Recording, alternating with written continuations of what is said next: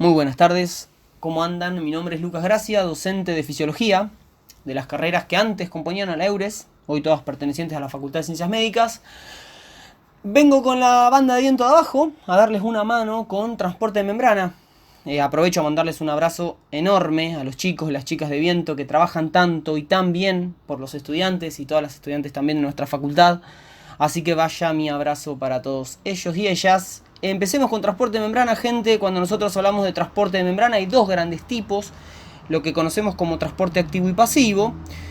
Dentro del transporte activo, un transporte activo primario y uno secundario. Y el transporte pasivo incluye a la difusión simple y a la difusión facilitada. Muy bien, ya sabemos cuáles son los tipos de transporte. Ahora, ¿qué diferencias hay entre cada uno de ellos?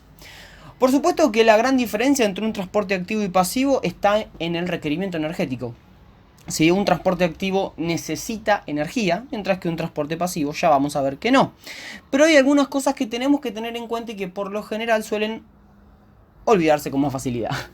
Y eso es que en un transporte activo, las sustancias, los elementos que se movilizan, siempre se mueven en contra de su gradiente de concentración. Es decir, se van a mover desde donde están poco concentradas a donde están más concentradas. Eso significa que un elemento se mueve en contra de su gradiente, ¿sí? En ese sentido, desde donde está, repito, poco concentrada a donde está más concentrada. ¿Bien?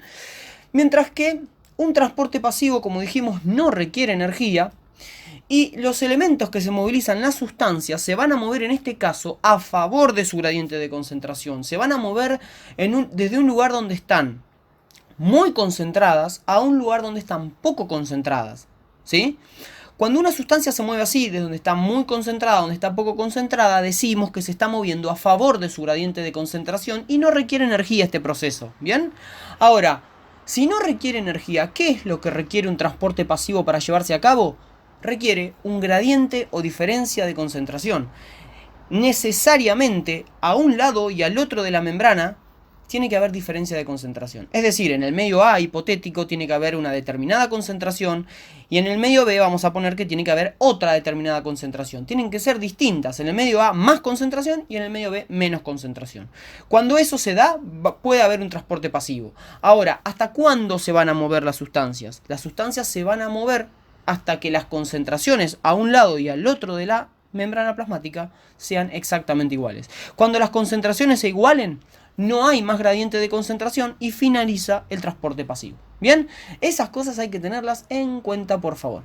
Bien, salgamos de las generalidades, salgamos de las diferencias, ¿sí? Y empecemos a charlar un poquito del transporte activo, que como ya sabemos tenemos el primario y el secundario.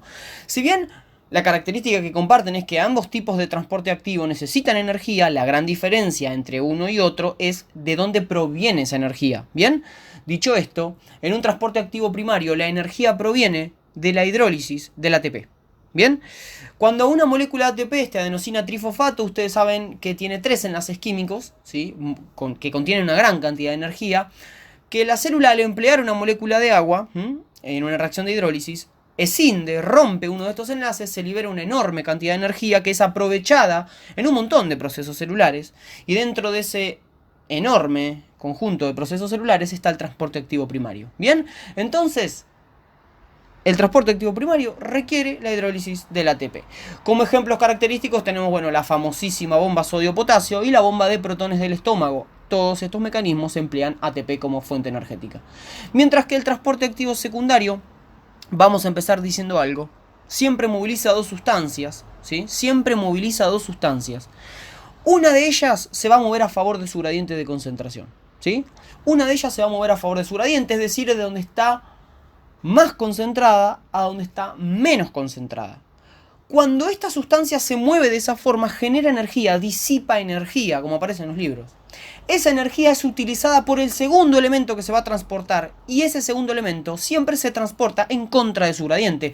Es decir, el pasaje del primer elemento ayuda a que se transporte el segundo. ¿Por qué? Porque el segundo se transporta en contra de su gradiente, es decir, desde donde está poco concentrado a donde está muy concentrado.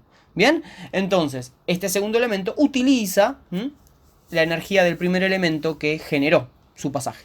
Ejemplo característico de esto es la reabsorción de glucosa a nivel renal. Ahora vamos a ver un ejemplo en pantalla. Dentro del transporte pasivo tenemos dos grandes tipos, ¿sí? Hablando de transporte pasivo, la difusión simple es aquel transporte que es sencillo de entender, es la sustancia, en este caso, atraviesa directamente la bicapa de fosfolípidos como si no existiera nada, ¿bien? Yo siempre le digo a mis alumnos, a mis alumnas, que la difusión simple es un transporte VIP, es un transporte exclusivo, no cualquier sustancia puede hacer esto, ¿bien? ¿Por qué? Porque la membrana plasmática es una membrana, valga la redundancia, con permeabilidad selectiva, es decir, permite el pasaje de ciertas sustancias y de otras no. Ahora, ¿qué características tiene que tener una sustancia para poder hacer difusión simple? Idealmente tiene que ser pequeña, pero lo más importante es que sea no polar y que no tenga carga eléctrica, que sea no polar, hidrofóbica, liposoluble, y que no tenga carga eléctrica, fundamental. Y bueno, y dentro de los ejemplos de transporte pasivo y difusión simple tenemos característicamente los gases. Los gases, oxígeno, dióxido de carbono, todos hacen difusión simple porque son no polares, ¿sí? Imagínense ustedes, menos mal que hace transporte pasivo, ¿no? Y que no requiere gastar energía. Imagínense si la célula tuviera que gastar energía cada vez que va a movilizar oxígeno para respirar y dióxido de carbono para eliminarlo hacia la sangre venosa. Sería inviable básicamente el gasto energético. Así que recuerden por favor que los gases se mueven por difusión simple y si hacen difusión simple hacen un transporte pasivo, ergo no necesitan energía. Otros ejemplos, las hormonas liposolubles, estrógeno, progesterona, aldosterona. Tarea para la casa buscar algunos otros ejemplos. Y bueno, y la difusión facilitada es utilizada por todas aquellas sustancias que por sus características químicas, su naturaleza, no pueden hacer difusión simple. Ya sea porque son enormes o porque tienen carga eléctrica. Bueno, cualquier de estos motivos. El ejemplo que les traigo característico acá, fui a la sencilla, pero no a la sencilla, sino a la más frecuente también, la pregunta más frecuente, ¿cómo se mueven los iones? Por lo general hacen difusión facilitada, ¿sí? Si hablamos de un movimiento iónico mediante un transporte pasivo, hablamos de difusión facilitada. Gente, acá no hay duda, porque los iones tienen carga eléctrica. ¿Pero qué es esto de difusión facilitada? Bueno, si un ion no puede alcanzar el interior celular o alcanzar el exterior celular, dependiendo del ion que estemos hablando, si no pueden atravesar la membrana plasmática, tiene que haber una estructura, mejor dicho, proteica, una proteína en la membrana plasmática que facilite esa difusión. De ahí viene el nombre. ¿Bien? Entonces recuerden, por favor, que la difusión facilitada es un transporte pasivo que se da gracias a proteínas de membrana. ¿Bien? Acá tenemos un esquema que viene a aclarar algunos conceptos. Fíjense, parte izquierda de la pantalla, todos los que son 3 ejemplos de transporte pasivo. El primero bien a la izquierda, difusión simple, y los otros 2, difusión facilitada. Analicemos esto en principio. Fíjense la difusión simple. Analicemos 2 cosas. Miren el sentido de la flecha, cómo se está transportando esos solutos. Bueno, en primer lugar se están transportando a través de los fosfolípidos, como dijimos. Esa pelotita violeta podrían ser una molécula de oxígeno, ¿no? Oxígeno estado molecular. Un gas. Digo, y además otra cosa, gente, fíjense que los solutos se están transportando desde donde están muy concentrados, la parte superior de su pantalla, a donde están poco concentrados. Fíjense que abajo hay una sola pelotita violeta, ¿verdad?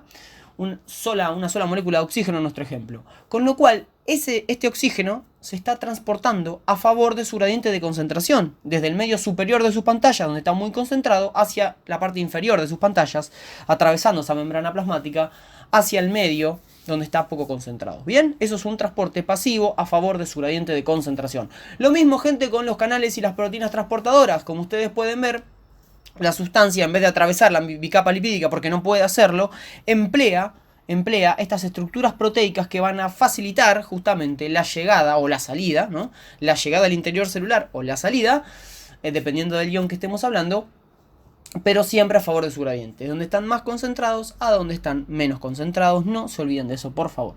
Y por último y no menos importante, el transporte activo a la parte derecha de sus pantallas. Fíjense que hay una letra E. Estaría mucho mejor que diga ATP, ¿no? Para que quede más gráfico. Así que, primera consideración importantísima. Le estamos aportando energía a esta proteína transportadora.